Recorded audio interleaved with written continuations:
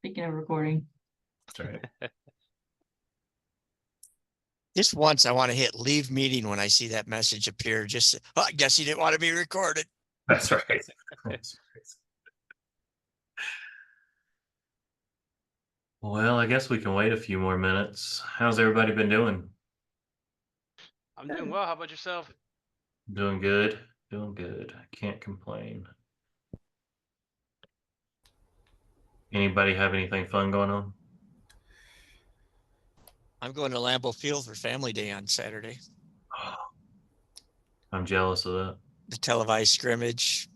My grandson is having a scrimmage before they play That's pretty cool. on Lambeau Field. I don't know if anybody's going to go after that. Nobody's going to go on Lambeau Field, I don't think. Pretty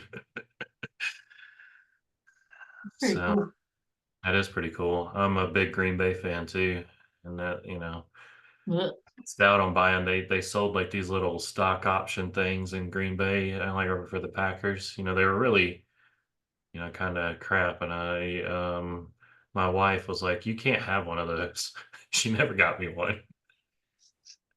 So Mark, you should give her a hard time at work. All right, I will. You should drop that somehow in there because one time we were meeting and doing things, and then somebody bought their husband the Green Bay stock options, and then my wife was just like, "Oh my God, I can't." I'll ask her tomorrow. So how about them Green Bay stock options? That's right. They have a share meeting, Do they? shareholders Like, meeting. you really get to go to a whole meeting and everything? Yeah. with it? And Now I'm even more jealous. the president comes out and talks, general manager talks, and basically tells them you got no say so in how we run this. Thank you for your money. That's right. But still, that's still pretty cool. See, I'm missing out on that. Yep. I just made a sticky note to ask her tomorrow morning. So I got you, Charlie. They've offered stock, I think, three or four times in their history. And with the contract that the new quarterback just signed, I bet you they're offering stock again in the next year or two. I bet too.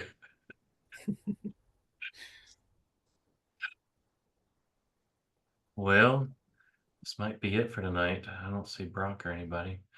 And I hadn't heard from him. I'll send out an email, but I say we go ahead and get started, Todd. If while I'm sending that out, if you want to jump on. All right, we can get started. We can rock and roll. I remember how to do this.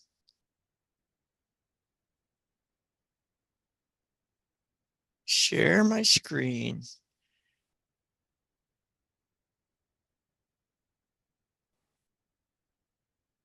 Everybody can read. They probably, I understand what tonight's opening topic is going to be. It's going to be health and well-being group coaching. And I'm going to give a little disclaimer and let you know that the level that we're going to get into group coaching is very, very surface level. There are literally week-long courses about group coaching, about group dynamics and various things around managing the group. But I will also say that with the experience level that we have in this room from the people learning this, it's pretty, you have a wealth of knowledge already. You understand a lot about managing dynamics and managing people. So it's more about being able to incorporate those coaching skills into the group that we're going to really, really take a deeper dive into tonight. But we're just going to understand that basic understanding of the coaching dynamics as it applies to the group, look at applying those coaching skills into the group. And really, the shift is from, individual coaching. You got that conversation going on with a client and you're facilitating those new habits and how to support that behavior change in one person. With a group, it's just, you're facilitating it with multiple people at the same time. And with the understanding that the people in that group could be at various stages in their change journey.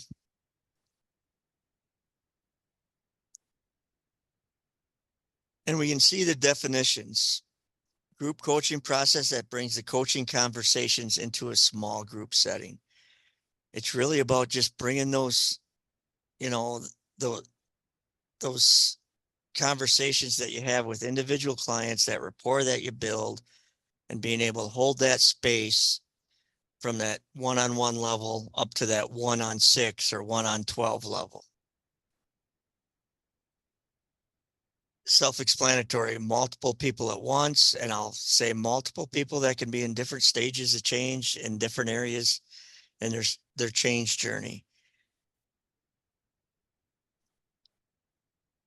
And here, this is key, that being able to initiation of maximizing the individual's participants, that combined energy, that combined experience and wisdom to achieve individual goals.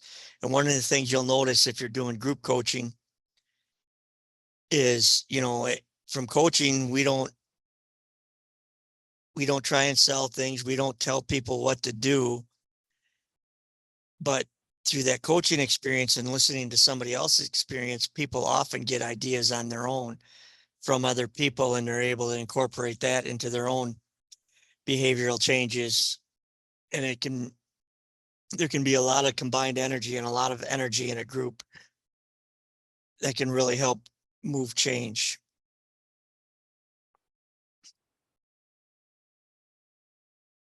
We're going to use those foundational coaching skills. We want to follow that coaching structure. And when I talk about the structure, we're building. We're going to establish those vision, those values. We use MAP. We're going to identify something that they want to focus on.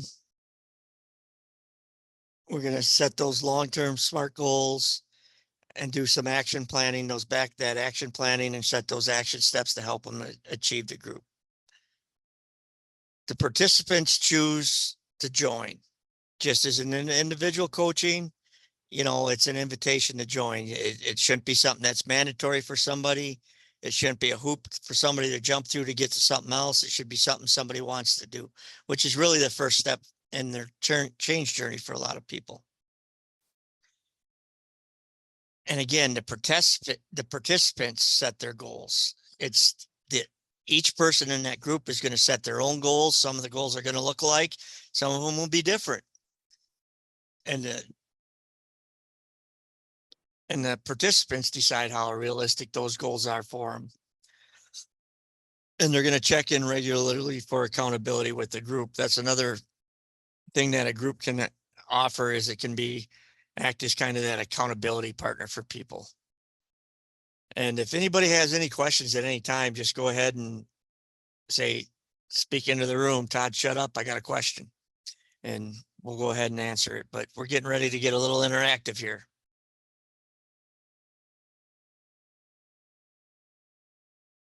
And we got 4 of you in the room.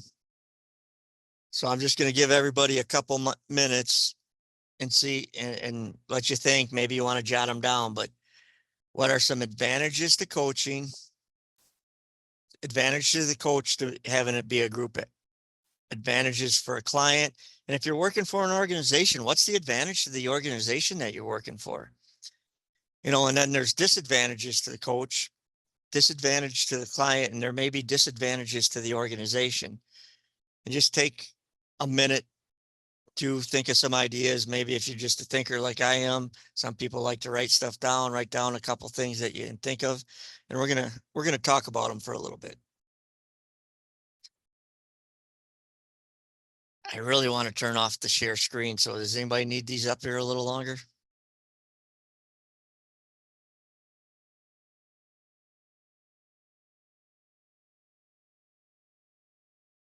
But we're gonna go ahead and somebody let me know, what do you think some advantages to doing it in a group setting are for the coach? I think for the coach, it's a cool opportunity for collaboration. And then as well as like I remember earlier in the course discussing like folks that have a private practice, there's that isolation piece that can come with it. and I think that may give them experience to work with another professional in their field. Yeah, there's some advantages to the coach that collaboration. You know, I have one of my coaches that runs it's a hybrid group, and there's like 30 minutes of diabetes education every group, and then 30 minutes of coaching around various things that they're working on for diabetes management. But there's some advantages for that collaboration. Any other advantages that you see for the coach?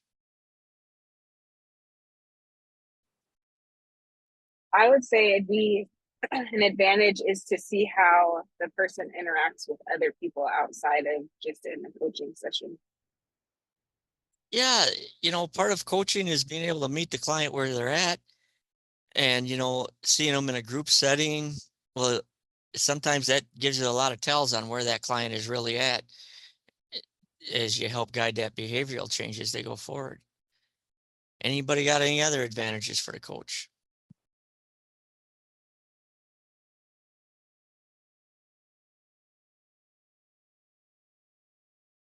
Another advantage is you might be more profitable. I mean, I don't know how you bill for that, but I don't know if that's. Profitability. If you can run a group coaching and, you know, individual sessions, I don't know, I'm just pulling numbers out of my hat. It's $100 an hour for an individual session.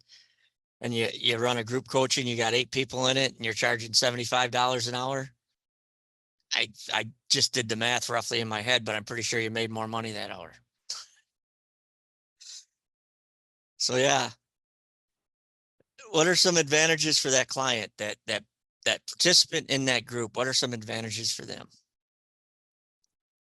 I would think then you can you don't feel like you're alone. You don't have to come up with everything yourself. You've got other people you can act on, react with. Camaraderie, relationships, not feeling alone. Those are all huge advantages for a client. Any other advantages for the client? Well, Jennifer said one already. You know, if I'm charging them $100 for an individual session and only $75 for a group, you just saved $25. I would say you run into the opportunity of either someone having same kind of like something they want to change, and they might have the answer, their questions, I guess, being answered by someone else because you're like interacting with other people. That whole strength in numbers goes back to Jennifer. You're not alone. And when you learn you're not alone, you can get ideas from other people. And you know, certain groups develop a certain energy, a synergy that really helps move somebody forward. Anybody else got another big advantage for the client? Or at least I see it as a big advantage. How about that accountability piece? You know, a lot of people, you know, when they tell one other person, when they tell the coach, they're going to follow through. But if someone's invested in the group, they feel supported by the group, and they put it out there in a group setting that they're going to do it, it often helps that accountability piece. You know, we look for that intrinsic motivation. A lot of people value their word, and it can help move people forward. Now we're going to jump into an organization. You're working for XYZ company, and you're going to do some group coaching for XYZ company. What are some advantages for that organization? I would think you would have your employees might be more productive. They might they'll be setting some goals maybe around the company as well as personal goals. So it would help the organization. Yeah, that whole productivity level. You know, you got a room that's sitting empty. It can hold 8 people. Let's get 8 people into it. And they're billing too. Just we go back to the other one. What are some other advantages that you think maybe for an organization? Maybe that group would feel more united together. Like it could be folks from different parts of the organization together. They're meeting new. It establishes new relationships, things along those lines. Yeah, the group united. And, you know, even depending on the company you work for, just getting a higher foot traffic from clients coming in the door for a group. Your company may have other services that they offer, brochures and things like that, that can help stream another line of business for a company. We're going to switch it up, talk a little bit about those disadvantages. What's a couple disadvantages for the coach? It might be overwhelming having so many people that need your attention at once. You'd have to figure out how to, make sure everyone feels that they're being heard. There's definitely a skill set that comes with it, and being able to manage those group dynamics can be a disadvantage for the coach. Anybody else see any other disadvantages? Maybe if there's multiple coaches, one wants to stick to their particular style and approach. Like, we have these guidelines, but they, you can kind of make it your own or whatever. But maybe they just aren't willing to adapt. Yeah, But trying to co-coach with somebody can be Yeah. a challenge if you don't have it, do the proper setup. Yeah. What's another disadvantage? Especially if we got to document our coaching encounters, we got to keep some sort of notes on it. What's another disadvantage for a coach? For me, just making sure I keep everybody separate, and when I do write the notes, that I remember what everyone said. And that would be hard with my ADHD self. I'd have to take notes, or I don't know. I'd have to figure that out. Yeah, being able to accurately capture what happens in the group so you can get it into the appropriate person's packet. And also, if you got one person and you're going to do your session notes after the session, that's one person you're doing on it. You got 8 people. You probably can't do it in 10 minutes. After the session, it may take a little longer. What's a disadvantage for the client?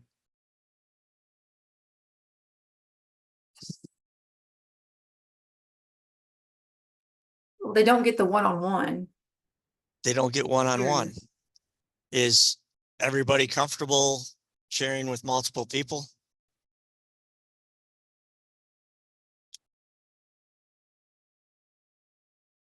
No, some clients may even be uncomfortable sharing in a group setting, and they really don't provide you with everything that's there that they may share in a one-on-one session. So that's both coach and a client disadvantage. Can you think of anything else for the client? I would say that depending on how the conversation is going or what's being talked about, if it's not something that pertains to each individual, they could feel like it's not productive. Yeah, it's not productive. They check out, zone out through parts of it, and that's a net disadvantage for the client. Or even a disadvantage for a client is if a coach gets too caught up and too zoned in on one participant and doesn't bring them into the conversation. That's another thing where we got to manage as coaches, that we're responsible for that whole group, creating a space for everybody that they're willing to share. Anybody got any disadvantages for the organization?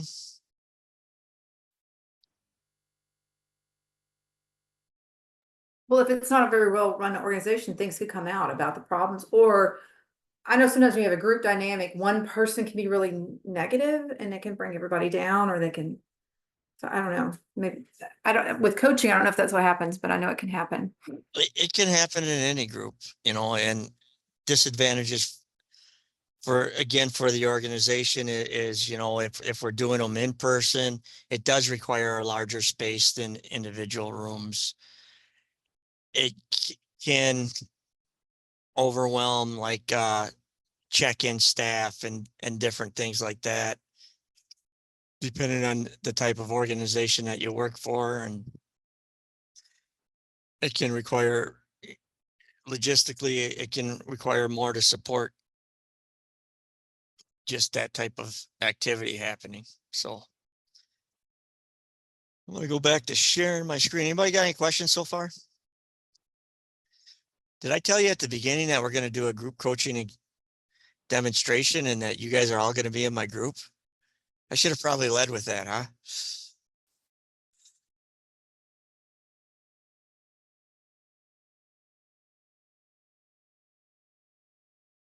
Oh, but that's what we just talked about. Now we're going to talk about that group coaching structure. First, we got pre-work. And the pre-work is everything that you do before the group starts. You know, is there going to be a theme for your group? You know, like I mentioned that one with the diabetic education coupled with the coaching that's around it.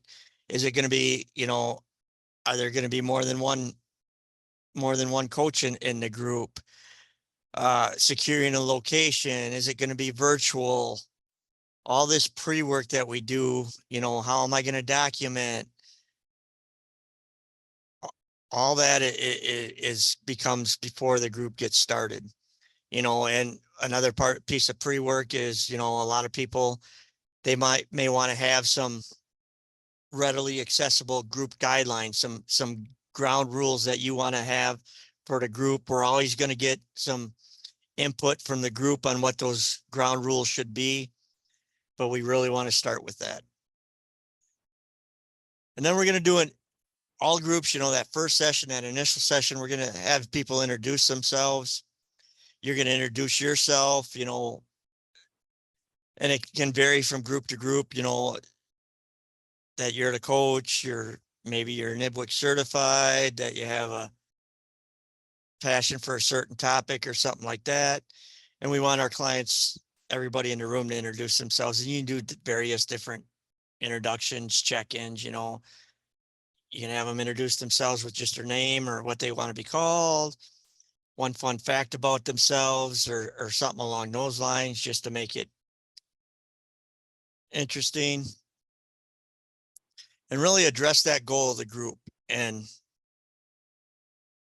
the goal of any coaching group should be some sort of behavioral change, empowering somebody to live their richest and fullest lives.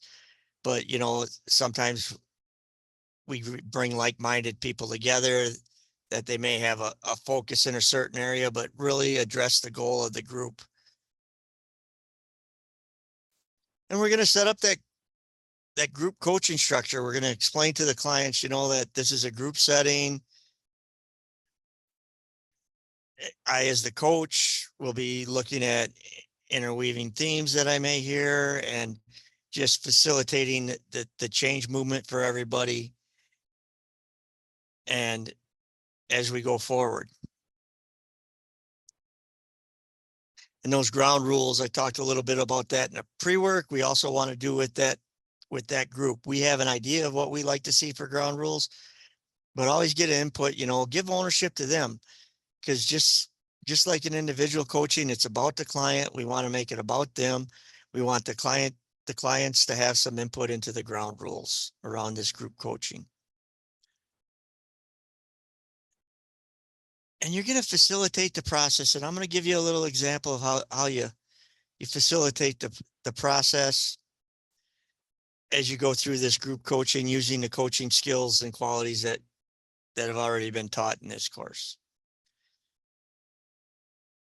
And there's going to be a group closing, and you're going to close every individual group, just much like we close individual coaching sessions, by getting people's takeaways and, you know, and by doing maybe some of what I call that mic drop reflection, or reflecting back something or summarizing what the group that happened that day in the group. But we're also, you know, groups aren't going to run forever. There's going to be a closing session. Usually it's a certain amount of sessions. We're going to let them know that's part of the coaching structure. And we're going to have a plan for closing that group on where everybody's at and how we facilitate that individual group.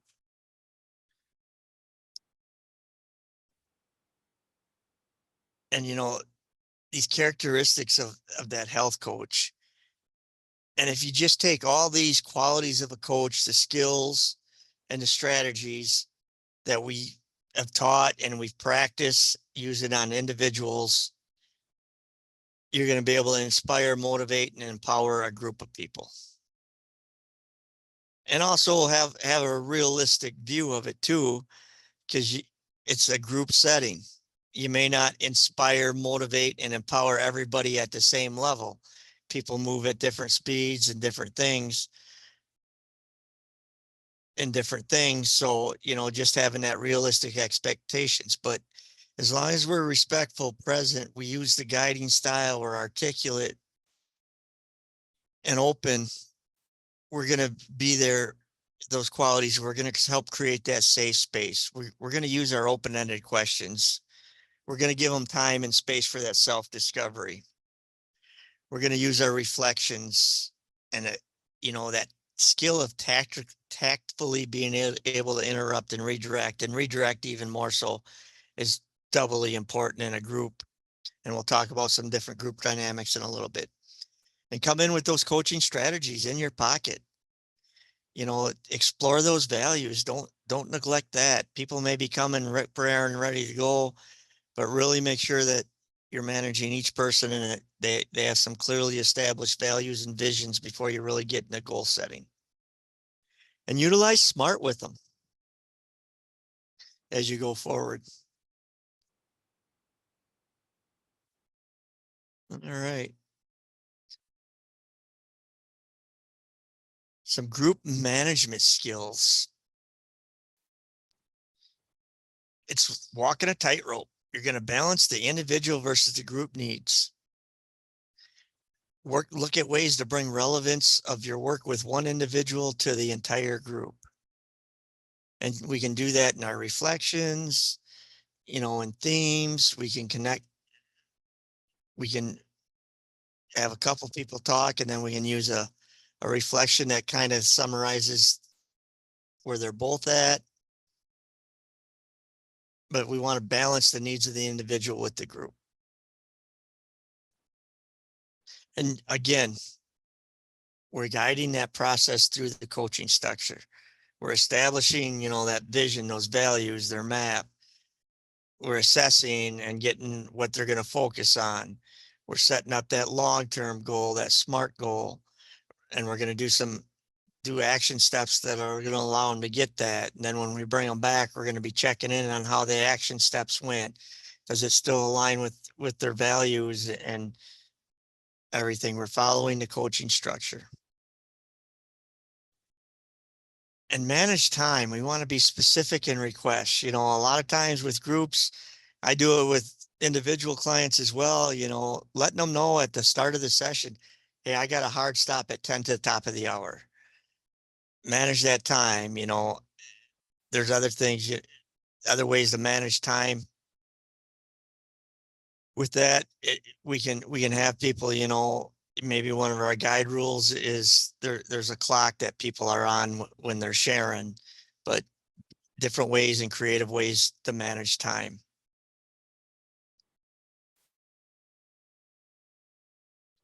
Look for those themes in that group.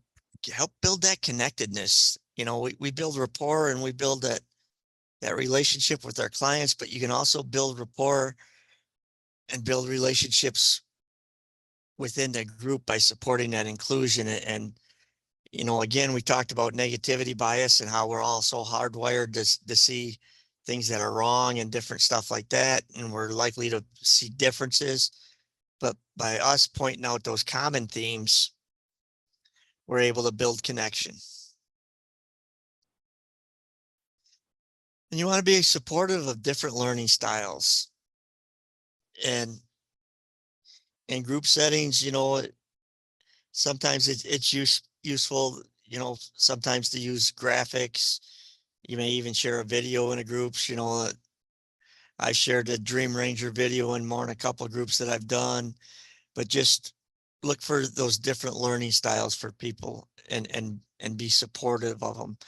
Some people, understand that some people aren't really big sharers, but they sit back and they're absorbing everything they're hearing and they are learning from it. And, that's where part of this management is getting takeaways. I remember one time I running a group and we got to the last session and somebody that rarely shared, rarely talked during the group, I asked them what they're taking away from the group and talked for 25 minutes straight. Almost about all the things he learned. I mean, I just couldn't stop him because it was just pouring out and other members of the group were just amazed, but he talked about all he learned in each person from the group and everything. So we want to be supportive of those different learning styles. And really look for those teachable moments that you may think will be beneficial for the whole group. And try and weave those in throughout.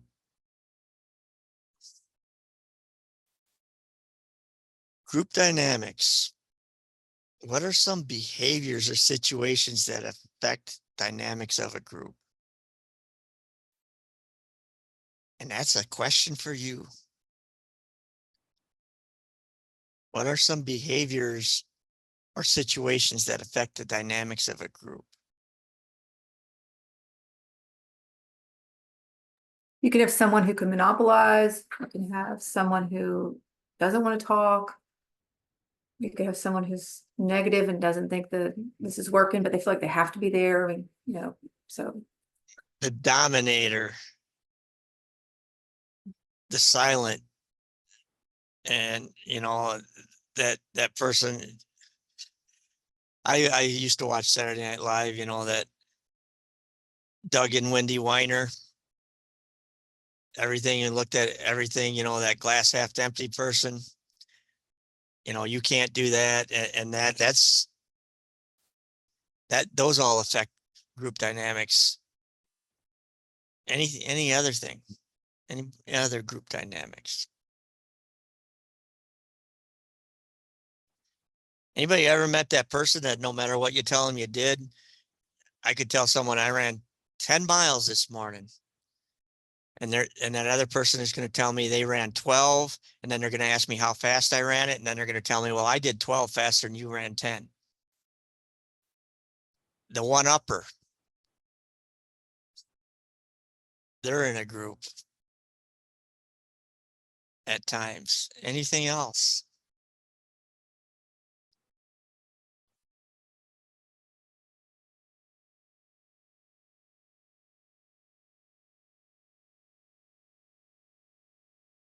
We got the negative person, but you also had the criticizer and the advice giver. The person that tells, well, you should have done this. You should do this. I did this, or my grandpa did this in it, and he lived to be 99. Those are all different group dynamics that affect the whole group.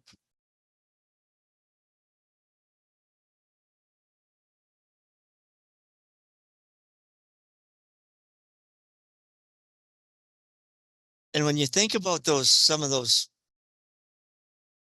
people that we just mentioned, and look back on some of maybe your own experiences in group settings, but look at it from a coaching lens.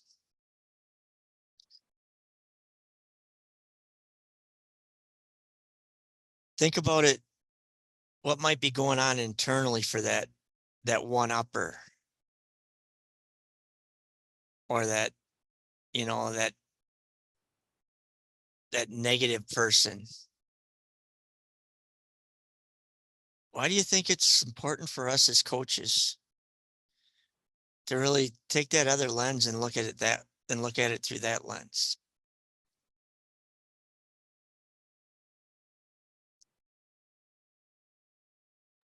It would show us empathy and might help us work with. I'm sorry, Mark, go ahead.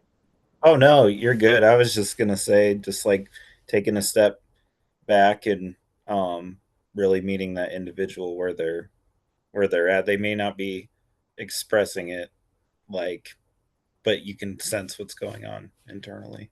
Yeah. Sense what's that? Look at what's under the surface, and do you think it'd inform your approach to them? Yeah. Yeah, maybe with that negative person, you're real quick to point out strengths, and in coaching, we always celebrate those small successes. And maybe with that one upper, you're not quite as quick to point out the strengths on them. I mean, they're readily see them, or maybe it's false bravado, but you have to read that situation and be able to, it can inform your inquiry, how you ask your follow-up questions, depending on where somebody's at.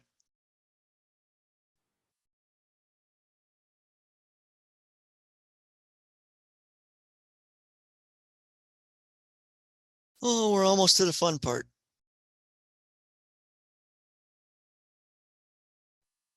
And really, sometimes in the group,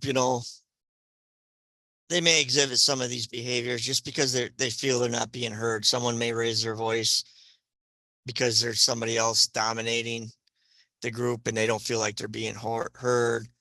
Maybe they're not being valued. They don't feel part of the group. Some people aren't just feeling comfortable, and that feeling safe, as coaches, we're going to try and cultivate that safety, but some people's defense mechanism is that negativity. Some people's defense mechanism is that bravado or the one upper. And those are other things that we want to be aware of, because we want to be self-reflective at all times and ask ourselves as coaches, am I creating that safe environment? Am I doing what I can to make people feel valued and heard? Are they comfortable in a group, and look at ourselves to help inform our coaching process as we go forward.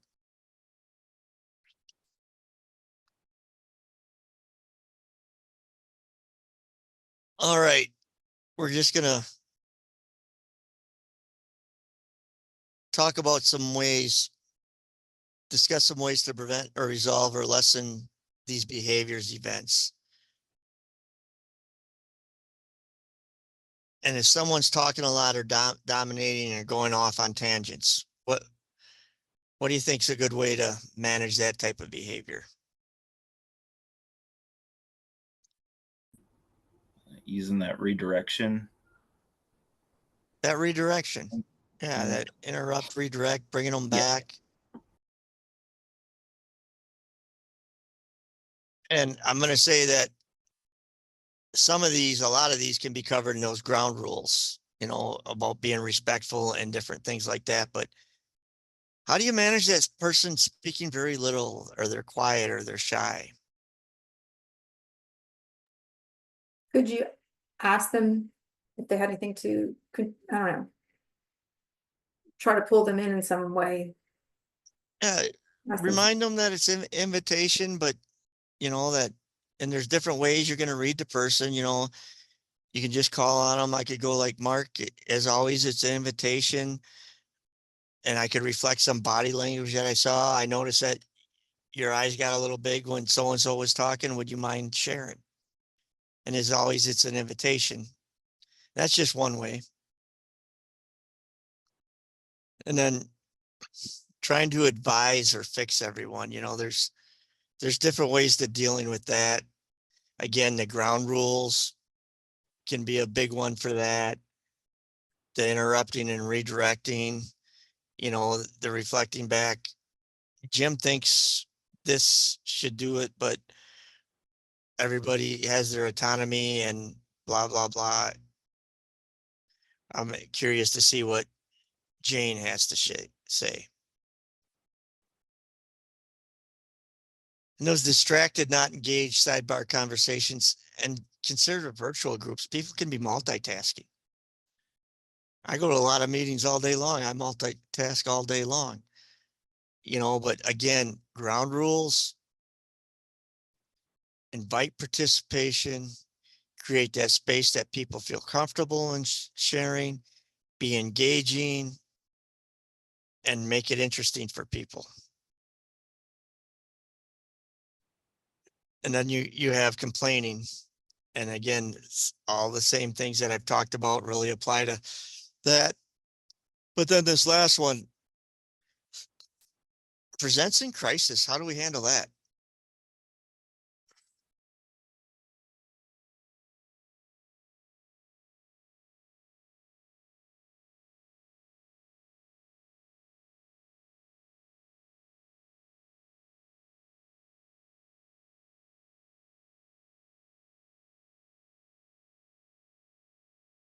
If it's not appropriate for the group, maybe you could set up a time to talk with them after. If they're in crisis, or this sounds like it's really heavy for you. Let's table it right now, and maybe you and I can talk after. Yeah, you're going to assess. And if they're really in crisis, you really want to have some sort of Rolodex or did I just date myself by saying Rolodex? But some sort of referral resources, to be able to get them to the appropriate source. Again, we're managing the needs of the individual and the needs of the group. And, if they're in crisis and you're there alone, you're a sole proprietor of your own business, maybe the needs of the individual in that instant outweigh the needs of the group, and you got to provide them attention. If you're working for an organization, have that handoff process or procedure. That's another thing for this is when you can co-facilitate, that's one of the advantages to having another facilitator in your group with you, is to assist with something like that. Now, these are just some general guidelines for managing those group dynamics in that group. We always want to start with that broad request, like sidebar conversations, like that broad request. As a group, can we please respect the person that's talking and only one person speak at a time? Again, setting up those group guidelines and being able to remind people of the group guidelines. And as this is like a step process, because as we go on, we're going to get more focus on your request, more specifically if necessary. Make it a request to a group member. The whole time, validating and acknowledging their input and their contribution. And if someone's really, really rises to a level, you say, hey, can you mind just hanging back a couple minutes after group and addressing that person outside of the group? And then we're going to, we always try to de-escalate a situation. We're going to avoid escalations. We're going to use our reflections, and we're going to avoid telling people how to feel, because people have the right to feel however they want to feel. We're going to use our reflections. We're going to affirm and validate their emotions, but also try and bring it back to the focus of the group.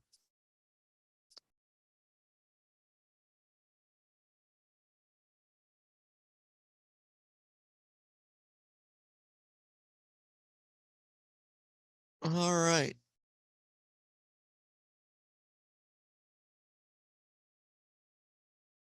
Any questions so far? Well, not so far. We're going to do a little bit of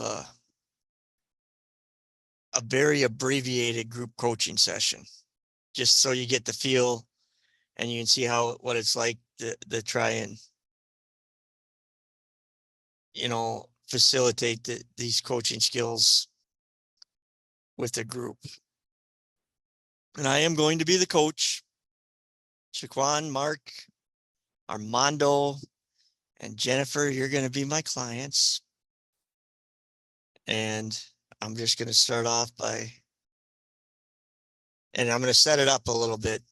This is a hybrid. We're not going to go through, in interest of time, we're not going to go through setting up all the guide rules and the group guidelines and everything. That our introduction is going to be very abbreviated.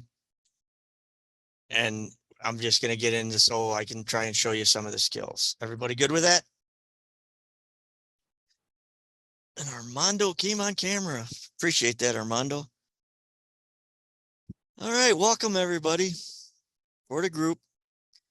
And before we get started and we get into the coaching and the agenda for today, I'm just going to invite everybody to do a little bit of a drop-in with me.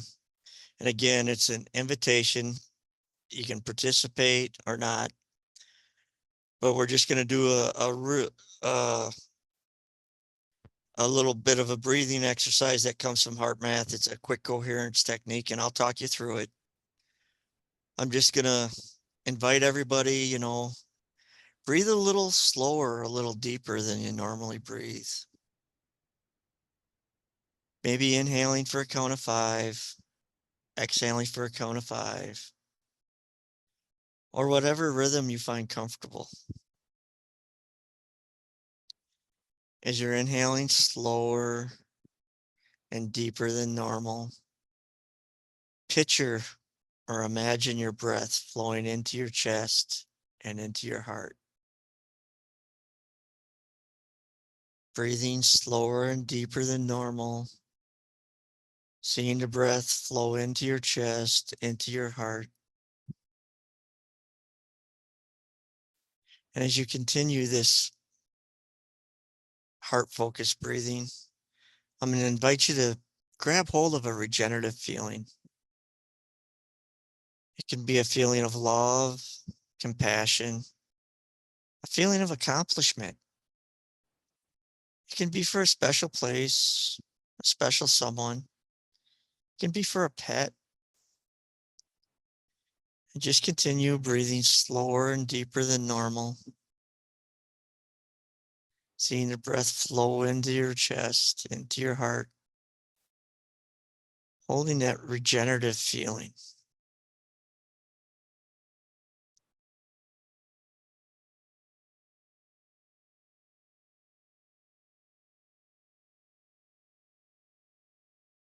Just do a couple more cycles. And whenever you're ready, by sight or sound, let me know you're back with me.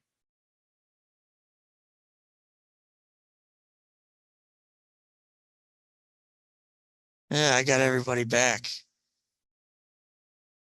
And before we get into the coaching, would anybody care to share what that experience was like for them? It was very relaxing. It's been a busy day, so that was nice to relax. Busy day, and you found it relaxing. Anybody else have a similar experience or maybe something different? I had the same experience. Oh, sorry. Yeah, just it's nice to kind of reflect a little bit and have that peace time, especially when you're busy all day. Yeah, nice to have that peace at the end of we live in a fast-paced world. Grounding can sometimes be a little difficult. And we're going to go ahead and move into it a little bit. And the way we're going to do this, and if the group agrees, I'll just, for this particular part of it, this little introduction piece, I'm just going to call on people as I can see them on the screen. Is anybody opposed to that? I see no negatives. So what I'm going to ask is, I just like everybody to, when I call on you, I know I'm saying your name, but I ask you to trust me a little bit. There's a little power for putting your name into the room. Just put your name into the room and briefly share an area of your life you've begun to make some changes in, or you're thinking about making some changes in, please. And if it's okay, Mark, I'm going to start with you. Yeah, my name's Mark, and lately been making changes in spiritual aspect of my life and actually practicing it and not just thinking about it. You've begun incorporating some spirituality into your life. Yes. All right, we're going to bounce over to Shaquan in the vehicle.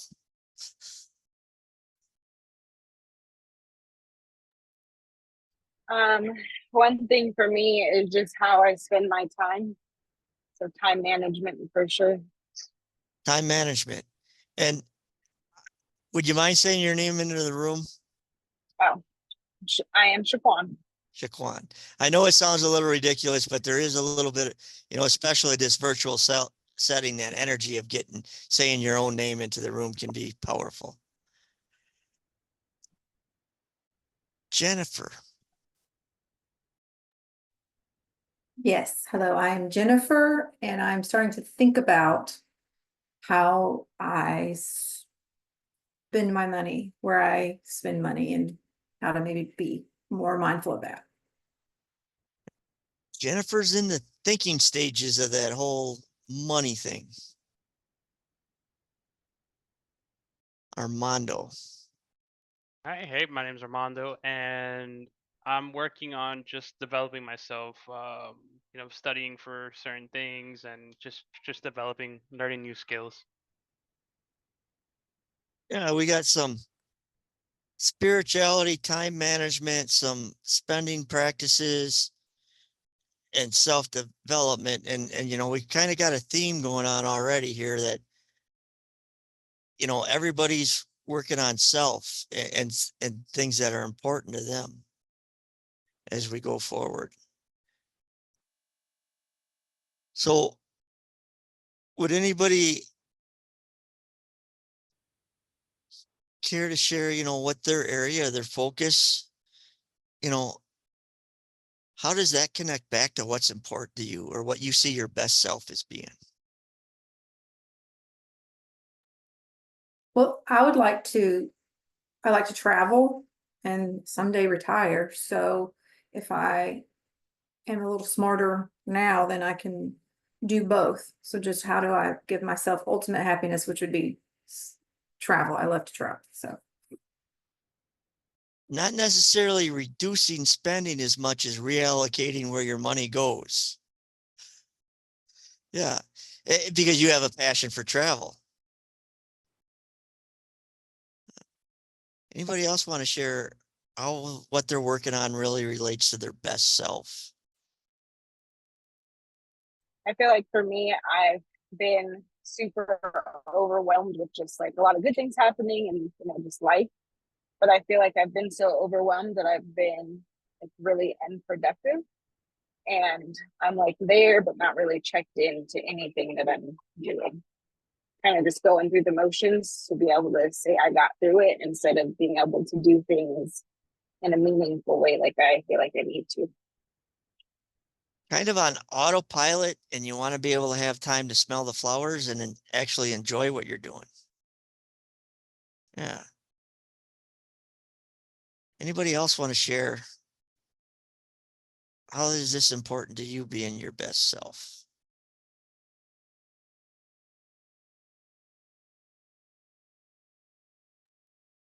Yeah.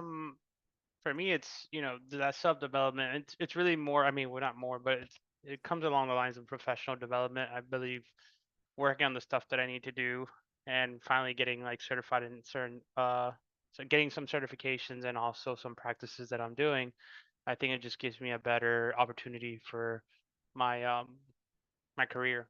To be able to maintain my family a little bit better and have my wife not work as much. Yeah, it's that personal development piece, but that career and family's important to you, Armando. And being able to provide for your family is important to you. Yeah.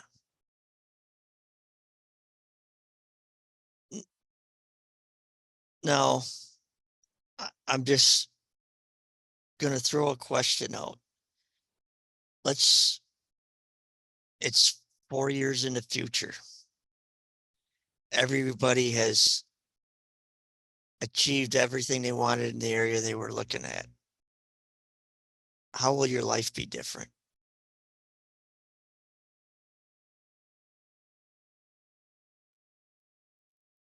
I will have gone to some new places. I will not be buying things just to be buying things for me. And I will even have more money in retirement to get me closer to that. I've gone to new places, have more money in retirement. And Jennifer, how do you feel when you think about going to those new places? Very happy, very peaceful, very excited, but it's also just a lot of joy. A lot of joy spending time traveling. Anybody else? It's 4 years. You're doing what you want to do in this area.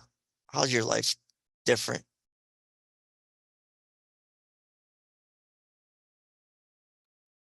I'll say my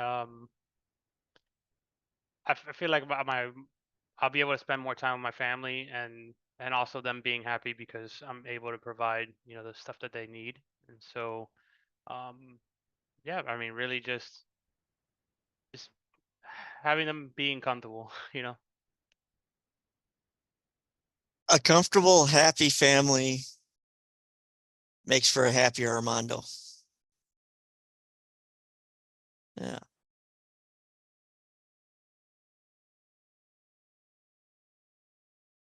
I see you deep in thought, Mark. Yeah. I was just trying to think like what 4 years ahead would look like. Seems like a long way away because a lot changes, but I think with what I want to work on, there will be. I'll just have a better sense of peace. I think instead of being so tense and all of that. That inner peace.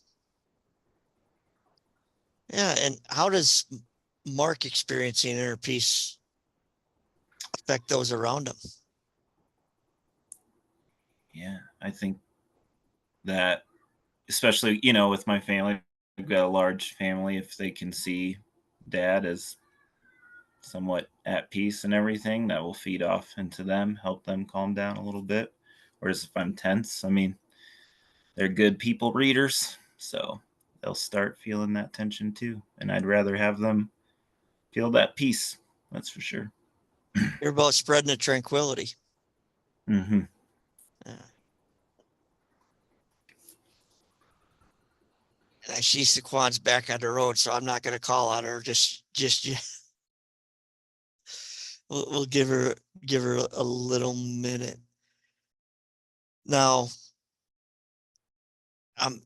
this next question, and even though Shaquan, I didn't get her input, but we got this tranquility, this kind of happiness that we'll have if we achieve what we're setting out to.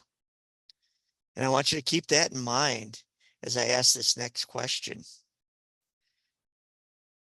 What's one thing you think you can commit to in the next week to get you to where you want to be?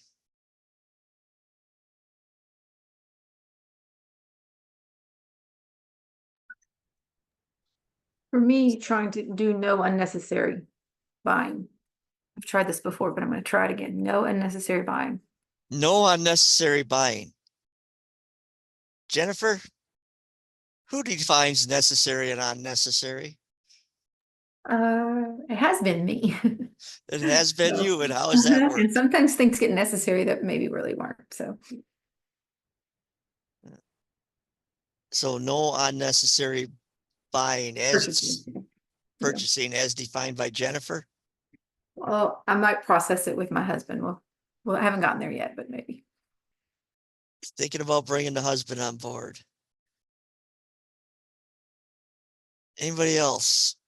Something they think they can commit to in the next week. For me, it's blocking off time to really like reflect on everything going on in my life so I can kind of piece together what's important, what's not. And so then I can really plan my time better, I guess. So you're a busy, but organized person, and you're going to take that organizational strength and be able to block off that time for you. Yeah, because I noticed in the coaches, but that I have a lot of things in like a structured way, but like life kind of threw me a curveball and I didn't account for those types of things to happen. So I found a flaw in my own system that has really just kind of affected a lot. So putting in time to like purposefully think about what I have going on. So putting even time for myself so I have those down times. Intentional about self. Yeah.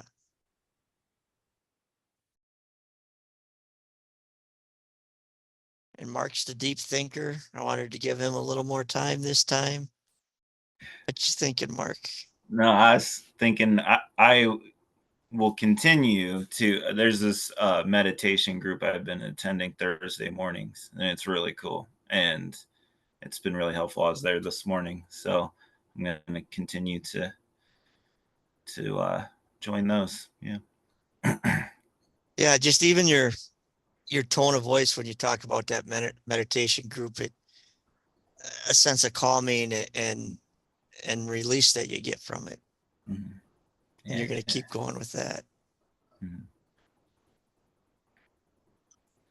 So we're going to go ahead and in the interest of time, really, we're going to wrap up, but I'm just going to ask, I'm going to go around the room and I'm just going to ask anybody to just give a brief takeaway of what you're taking away from today's very abbreviated coaching session. And I'm going to go ahead and start with you, Armando.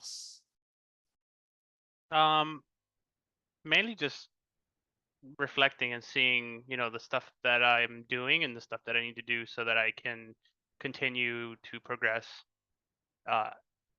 in my self development and why I'm actually doing it. So being able to realize that too is very important to me. Self-reflection is part of your self-development. Jennifer. I'm going to take away that I feel a little more accountable to the group and that I made a plan to be accountable to someone else. Yeah, that accountability piece for the purchasing and the group provides you support. Shaquan. For me, it's something that I already know, but it's nice to hear as a reminder. But listening to Mark talk, to hear that like the things that I'm experiencing or wanting, that I'm not alone. Like I said, it's one of those things that you know, but it's nice to hear that again, somebody else is in that same space of us. Yeah, we already got accountability from the group, and now we also have a connectedness and a feeling of belonging coming through. Mark. I have to agree, especially with the accountability piece. Like you were saying earlier, like speak it into the room. I think, at least for my mind, it's really helpful to know that like I've made it known to others and I spoke it into the room and now it's time to take action on it. So. Yeah. And you've already begun to take action. Right. And just kind of like continuing that, It's motivating to know that you've told others and it's going to help you move forward. Yep, exactly. Yeah. And, just in the last 20 minutes, we've talked about a variety of topics, but, the one thing that I did get it is, as a group, we're kind of that happiness, that joy, that zest for living life is there. And I'll see you next time. Thank you, guys. All right. So let's take a little minute to debrief from that practice.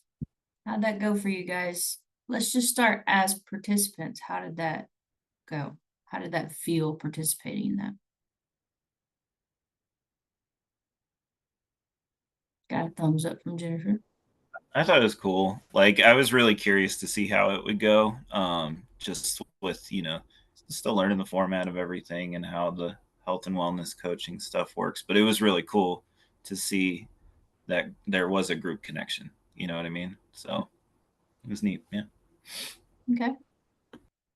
So seeing the group connection just within, you really didn't have to get too deep. You guys kind of already started to see some of the things that were common. You all had something you were working towards.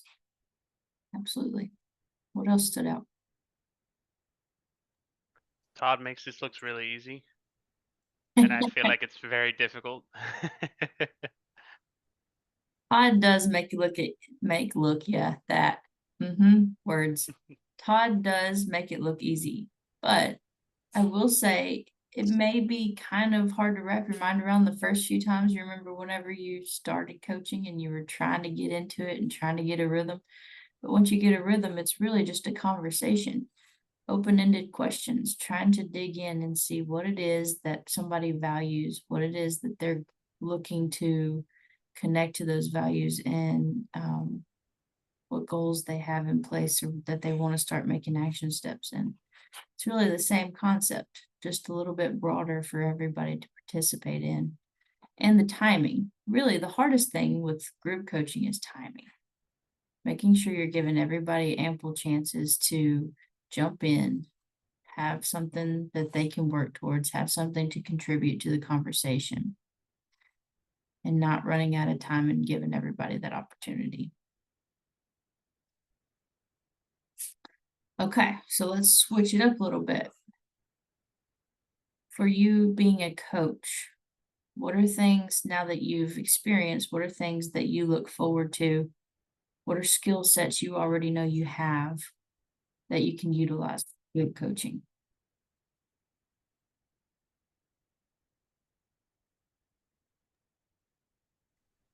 I would say people management with a bunch of different opinions and personalities, Oh, okay. I aka like my that. children. So I figured if I can get them to manage, could do some adults. Same concept, just big kids.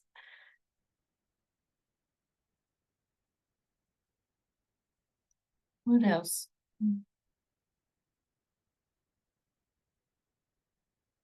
What tools do you already have under your belt? What do you already do in your one-on-one coaching sessions? Well, listening and then the feedback, that's not the word I'm saying, the rephrase. Reflection. Yeah. And I'm Absolutely. not good at either one of those. I mean, but I feel like I know them. I'm gonna get better every time. Hey, you're pretty good. We've seen. You got it. You're just gonna get better over time. Yes, absolutely. Reflection, reflection, reflection. If nothing else, active listening and reflecting. The group will do most of the work for you. If you find yourself working harder than the group, you're doing it all wrong.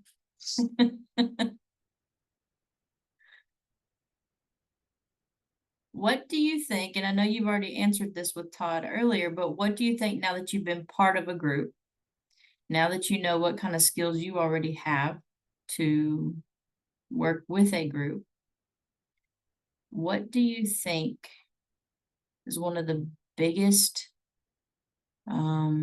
assets or biggest pluses of having group coaching sessions? Let's say for the actual people being coached. Well, I would say what happened with Mark and Shaquan about the fact that they had that mutuality. I think that's really strong. And then for me, accountability to other people. There it is. Having mutual ground and accountability. And it's not even on the coach. You're now connecting with other people and holding each other accountable, having those conversations. So as a coach, if you choose to ever utilize group coaching, it's a very powerful way to do it. It's a very nice way of connecting people. We know for a fact, right? Community means a lot to people. It helps you to grow. It helps you to want to continue to improve and work on your goals, especially when you have somebody holding you accountable, especially when you have a buddy saying, hey, how's it going? Did you follow up? Did you go do that thing, right? Awesome. Todd, fantastic work per usual. Are there any questions for Todd or myself regarding group coaching?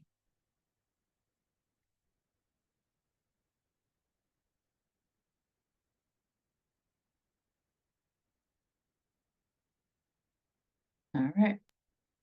How do you market it? I guess you're gonna show us that later. That's like building your business. That'd be something I'd be interested to know. It's definitely something, yeah, we'll kind of touch on when it comes to are you wanting to coach like on your own as a business? That's something you're wanting to work on? Possibly. Okay. Yeah. So it's I gotta definitely pass that something. test, but possibly. Understood. No, it's definitely something that we'll kind of touch on, but we will absolutely help and work with you on it if that's something that you want to do one day. I prefer, like, if I were gonna do it, I'd almost do it like it's a perk price wise, right? One-on-one coaching, 6 weeks. I mean, it's just an example. I don't know, $50 a session. But if you want to do group coaching, you can do a group for 6 weeks and it's only $30 a session. Whatever, right? You can kind of throw it out that way. See, my prices are higher than Haley's because I'm greedy. I told him 175. Bam. Yeah, I mean, it's just, and you can figure it out, like, how much do you want to make an hour, right? And then depending on how many people you can get in a group, you can kind of make a deal with them somehow, some way where you're making what you need to make ends meet, but you're helping them out too. But it can all be a part of the marketing plan for sure. And group coaching can come in after you start your individual practice, and you can have some clients, that are like working in the same area or something, and you think it'd be good to get 6 or 7 people together for support. You can offer it up that way. There's marketing, for specific people already are working on specific things, and you can market to that target demographic. I'll tell you a really genius, and this is just something that it reminded me of when Todd said that, a really genius thing that somebody I know did is she went and marketed specifically to an accounting group. It was a group of ladies. There was a couple of men in there, but it was a group of ladies that all had pretty much kind of the same goals. They all wanted to drop some weight. They all wanted to participate in this 5K in the few months. And she literally said, let's do group coaching all together. Let's hold each other accountable and let's go for it. Genius plan. She got the whole group. She got the whole office. And it was something that they could do together. So just more things to think about. And now I'd add from an insurance standpoint, just right away, a great place to always go and market coaching, it would be EAP programs. They're always looking for more and more providers, and they're looking outside the box more and more. So, EAP programs, if you had like a 5 to 10 week course on something, and then I guarantee you, EAP programs would pay you for that. And then people can use their health savings accounts to do that as well. So, and then be able to pay and run the credit cards, or those type of credit cards. What is it, EAP? An employee assistance program. So typically, like if you work somewhere, and EAPs are a little bit different, and they're starting to evolve a whole lot more.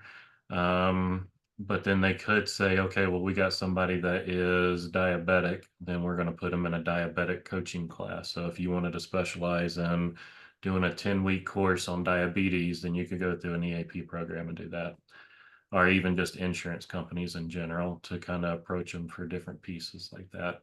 But employers are typically the ones that you would approach for that, because they're the ones who want to put those things in place to reduce their premiums, right? So that would be your approach if you wanted to approach employees for it. If you wanted to kind of nail it down to a niche inside of that, if it's something that you're passionate about or whatever, but I guarantee you they would probably pay for that in the bigger picture of things. So anyway, just want to throw that out there too. There's even a growing market for substance abuse coaches, for the coaching approach for substance use issues. So I actually have a question about that. Because I have the peer recovery coaching thing in the job that I work at. That's what I do. I'm the overdose prevention coordinator. Can I mix the two of those? Not mix them, but like under one company, I guess. We need to go.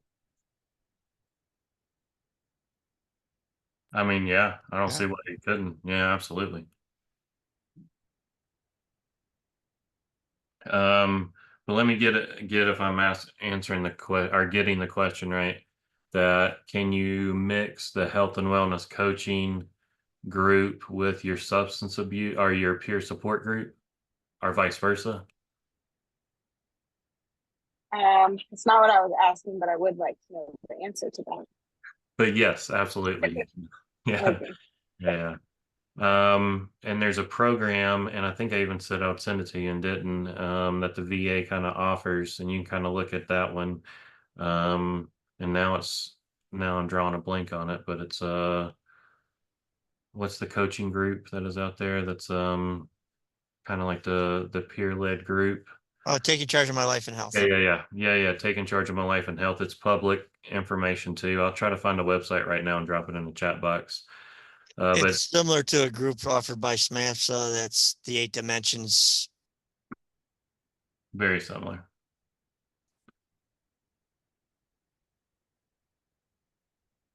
But it'd be a good group for that.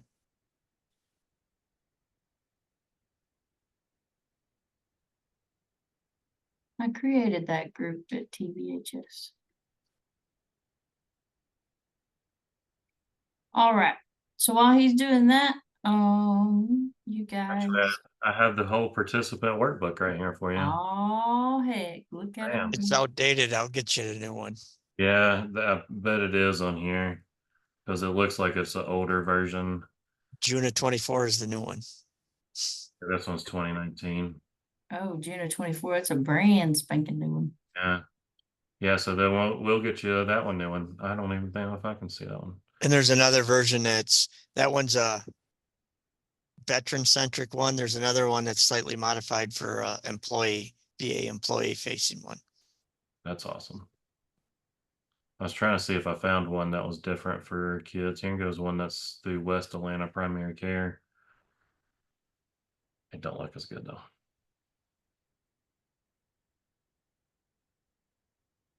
Anyway, I'll keep looking later on seeing if we can find something that's with kids. It But looked like Jennifer's palms were getting itchy, like she's coming into money she's going to spend. Just have my joints get stiff. Yeah. Yes. I just money. Yeah. I'm just all about it.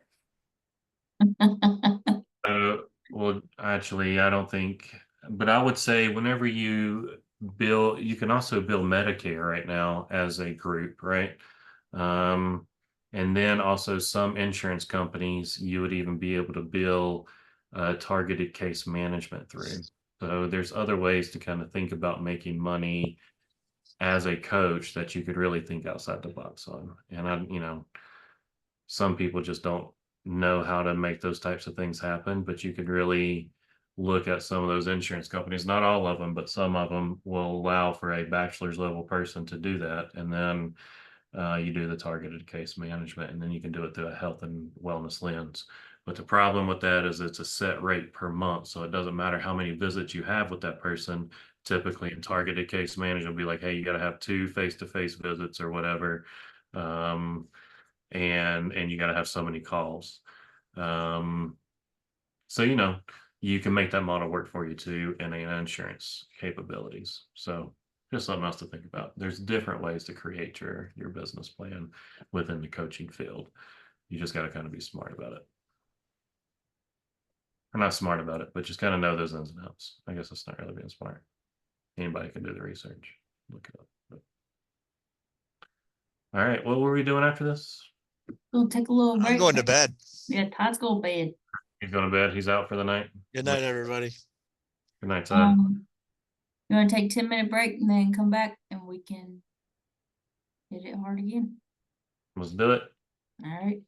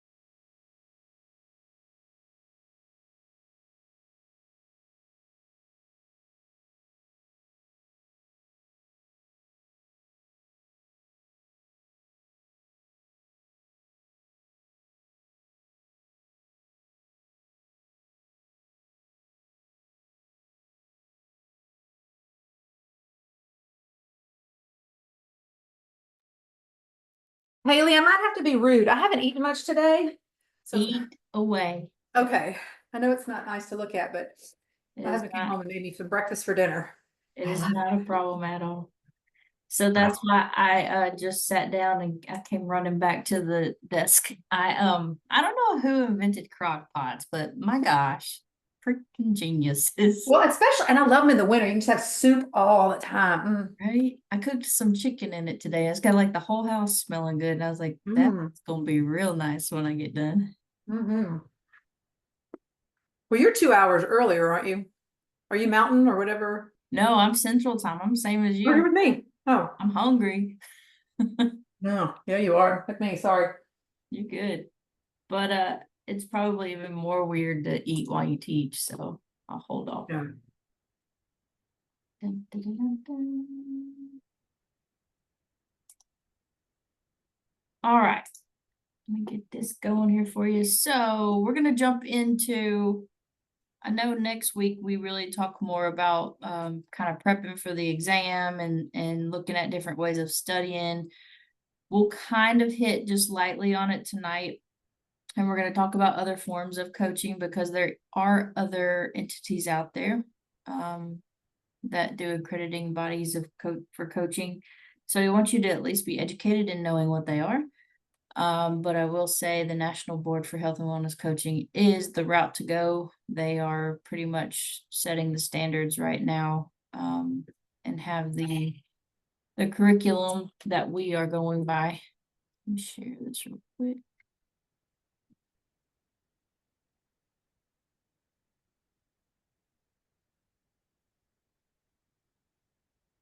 All right. Everybody see that? Of course, my dog started barking right as I unmuted too. You are welcome. Okay. So just learning objectives on this one, learning about the many forms of coaching, knowing references of where you can find more research on coaching, and have an educated approach on what is being offered in the health and wellness coaching industry. I think that's probably one of the bigger things we want you to walk away with is having just a grasp and understanding of what's happening in the industry and where to find the information. There is nothing worse. Just throw it out there. If I go to a dentist and I say, what's the latest research on filling a cavity? And they're like, well, I haven't really looked at that in 10 years, then I'm probably going to question my dentist, right? So you want to make sure that you're staying up on your research with any field that you want to enter into. So there are accrediting bodies, obviously the National Board of Health and Wellness Coaching, the one that we are teaching you all about. International Coaching Federation, that's the ICF. And then there's an American Holistic Nurses Credentialing, which we are accredited through. They do support our coaching course as well. So if you go to the board, National Board of Health and Wellness Coaching website, I think it'll pop up. Yes, I love it when that happens. So you get pop-ups here. Okay. This is where you're going to find all the information you ever need to know about the board. We'll kind of go through it here just to get you familiar again, but we will dive deep into the exam prep. Actually, we start tonight with the biometrics, and then next week we'll talk more about just kind of the stuff to expect and how to apply and that kind of stuff. So you learn all about the board here. There's ways to contact them if you ever have questions. I'll tell you, for a board, they're pretty responsive. They do answer questions. They do reach out to you. So don't ever hesitate. They're pretty good people. Becoming a health and wellness coach, obviously our course is listed on this. Our CEs are listed on this. So if you ever need CEs, come back and see us. We got you. Board exam, if you look under here, they talk about why you want to be certified, upcoming exam dates. So something to look ahead at too, because there is a window of when you can apply for these exams, okay? Are you eligible for the exam? Well, once you pass this course and once we get you caught up on your hours and everything you need, you will be ready to take that exam. When you apply, you have to have some things in order. We'll talk about that again next week too. And then there are exam prep resources. So there's different things that they recommend you go and look at, and we'll of course give you our recommendations as well. This is more about programs that want to get approved. Obviously, we went through that part. Find a coach. Once you sign or once you have passed the exam, you can register to be on here and be a coach, and people can find you through their website as well. Makes it easier. Other things to think about: events, networking. I don't know if you guys know this, but I just know from experience, networking is half the battle with pretty much anything in life. The people you know get you places. So if there are things that you can attend, conferences you can attend, webinars, things like that, and you can get your CEs while you're at it, go for it. Meet people out there in the industry. They also do job boards here, so you can always watch for different jobs that are put out there. But yeah, this is their website. So we know a lot about them, and we'll dive more into that next week. Let me get back to my slides. Maybe I won't get back into my slides. There we go. So the other one that we mentioned is the ICF. This is what it sounds like. It's an International Coaching Federation. What is it? Federation. Yeah, I always want to say foundation. This is exactly what it means. It's international. So the only person I've ever known that personally that went and got this, she was in Iceland. So I understood. It made sense. But they do have a lot of the same approaches to coaching. It is different, but it is similar in many ways as well. It is all about motivational interviewing, really is the basis of it. So it's not different on that form. The National Board of Health and Wellness Coaching is here in the States. That's your major difference. This is going to be your international face. ICF does have a, let's see if I can find it on here. They do have a organizational coaching course that, Charlie, did Brian go through ICF for this one? For the leadership organizational coaching? No. They do have one. I've looked into it. The standards are a little different, but I mean, the information's there. I just want you to know that there are accrediting bodies out there. You are welcome to always look into. I mean, explore it, figure out what works best for you. But gold standard wise, you are already in the curriculum with National Board of Health and Wellness Coaching. Okay.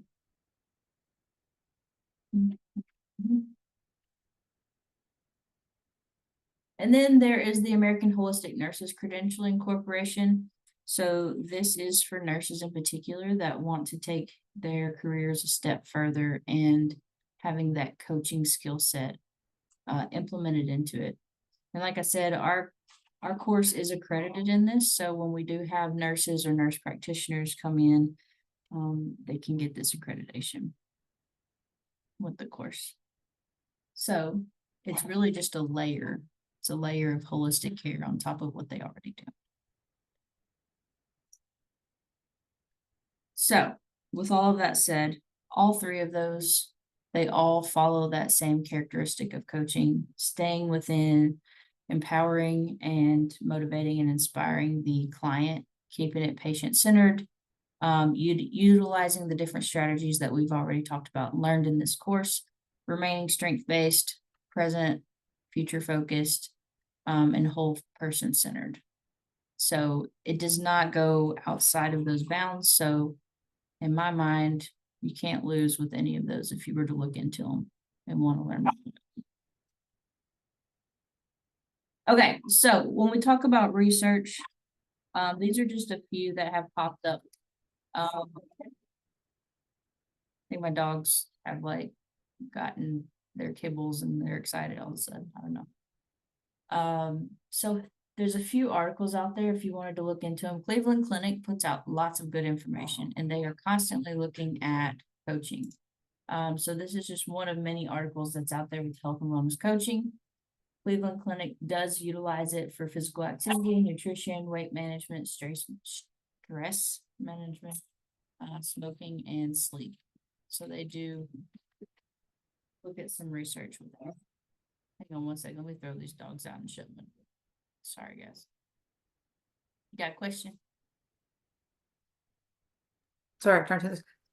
So we as health and wellness, is that just do we do stuff with sleep, or is that a separate thing? Sorry. So this is research based on if a person is struggling with their sleep, let's say they go to their primary care provider, they say, hey, I'm struggling with sleep. They utilize a health and wellness coach to set some goals, to actively work towards their goals. They are seeing that there are impacts that the health and wellness coach is helping the patient make.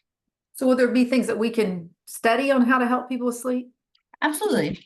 I mean, so you have to stay within the scope of practice. Remember that as a health coach. But absolutely, if there are things you want to focus in on and be specifically kind of catering to when you're coaching, absolutely start looking into that kind of stuff. If sleep's one of them that you're interested in and you want to learn more about, that's definitely something that you can advertise towards, and helping people to set goals. I think the biggest thing with the education around it is when people set goals, you then know what is a healthy way of doing things, right?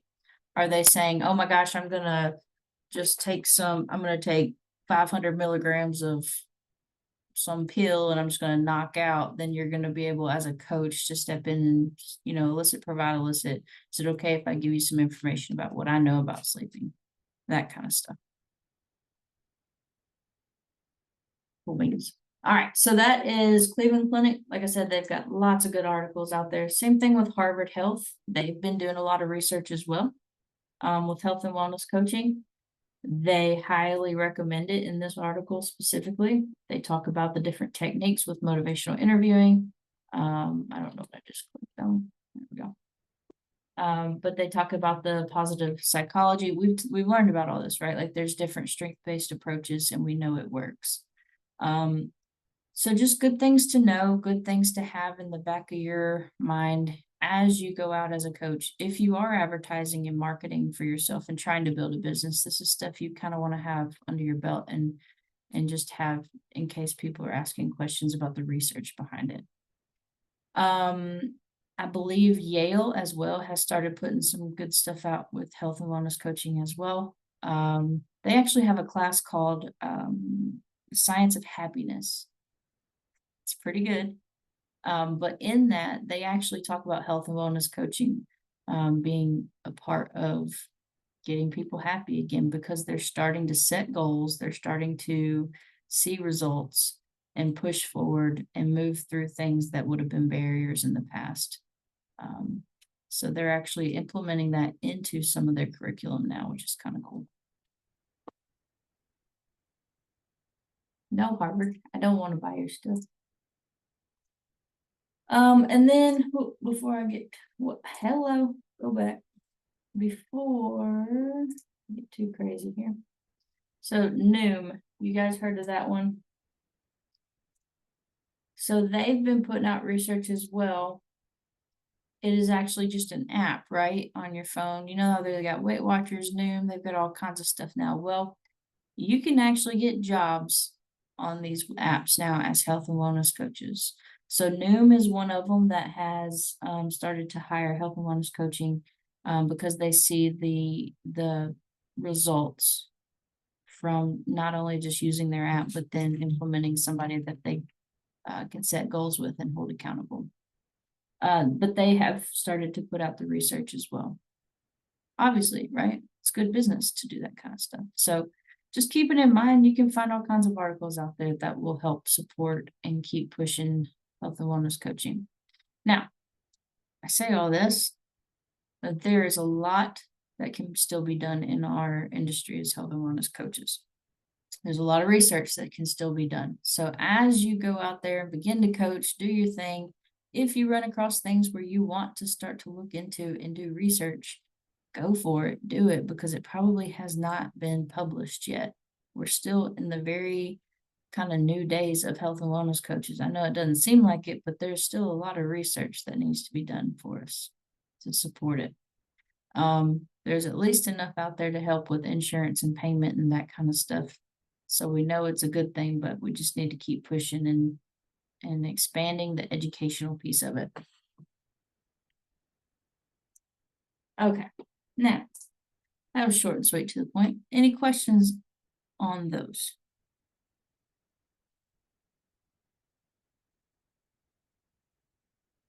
Cool beans. Well, when I volunteered for that section, I didn't realize how short it was. So Charlie, you're screwed. I got you. Haha, you're up.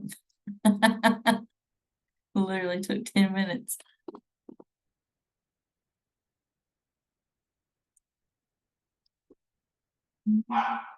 Caught him off Hey, guard too. It ain't that big a deal. Could you do me a favor though? I'm not finding it anywhere. Can you find the cheat sheet for the biometric data Yeah. and then send that out? I'm not finding it anywhere right now. I've been trying to look for it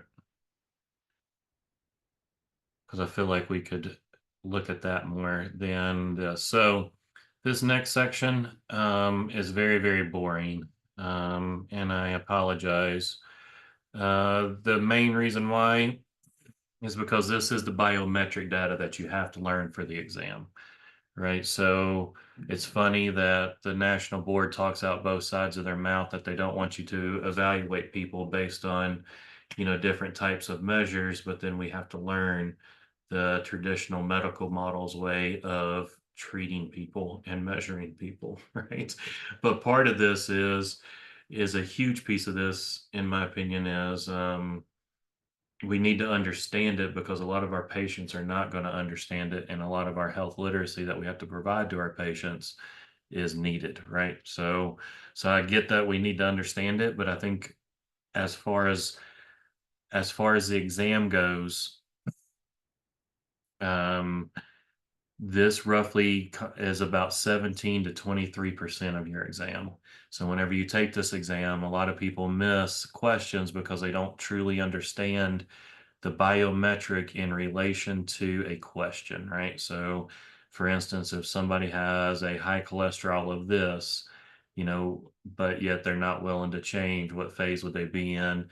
And then really that people would be so hyper fixated on their cholesterol that had absolutely nothing to do with the actual question itself, right? So whenever you are looking at the question, you got to make sure that the biometric data actually applies to the answer of the question, because if not, you're going to spend a lot of time and resources trying to think about that, and the exam is full of questions along those lines. But then there is a lot that'll definitely be a part of it, and this is the only time in the exam that you can, look at data and let the data, say whether, females are more this or males are more this and things like that. The only time in the entire exam will come. So if you ever see a question that is making you determine whether something is more advantageous for women or men, that's probably a biometric question, right? It would be probably something with high cholesterol or BMI or something like that varies.